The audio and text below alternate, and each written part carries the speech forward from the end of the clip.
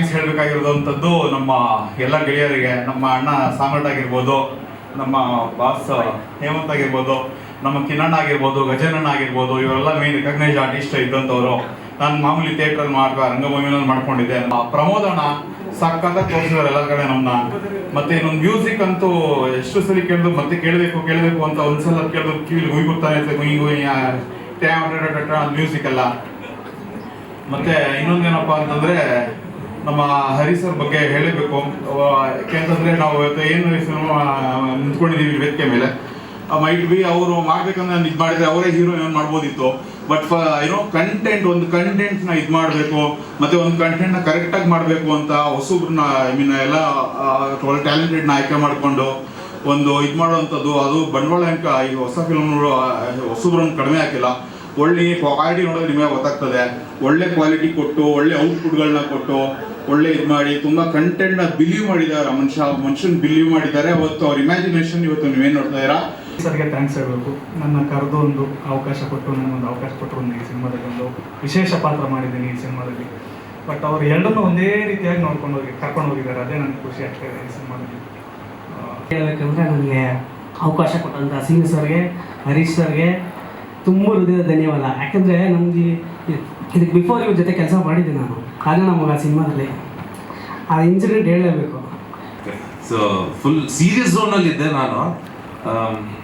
ಯಾವ್ಯಾವ ಹೀರೋಗಳು ಇದ್ದಾರೆ ಇಲ್ಲಿ, ಅವ್ರಿಗೆ ನಾನೇ ಇರಲಿಲ್ಲ.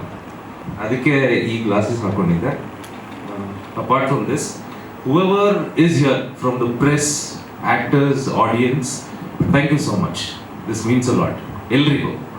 ಸೊ ನನ್ನ ಪಾತ್ರ ಗುಂಡ ಅಂತ ಇವರೆಲ್ಲರ ಮೇಲೆ ತುಂಬಾ ಕಾಟ ಕೊಡ್ತೀನಿ.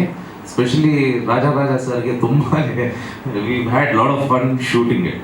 ನಾವು ಆ್ಯಸ್ ಅ ರೈಟರ್ ಸರ್, ನಾನು ನಿಮಗೆ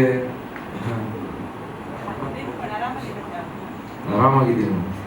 ಪೂರ್ತಿ ಟೀಮು ಏನು ಸರ್ ಕನ್ನಡದಲ್ಲೇ ಹೇಳ್ತಾ ಇರೋದು ಸರ್, ನಮ್ಮ ಟೀಮ್ ಅವರೇ ಅಂತ ಮಾಡ್ತಾರೆ ಸರ್. ಅದಕ್ಕೆ ಬಾಯ್ಸ್ ನೆವರ್ ಕಾಂಪ್ರಮೈಸ್.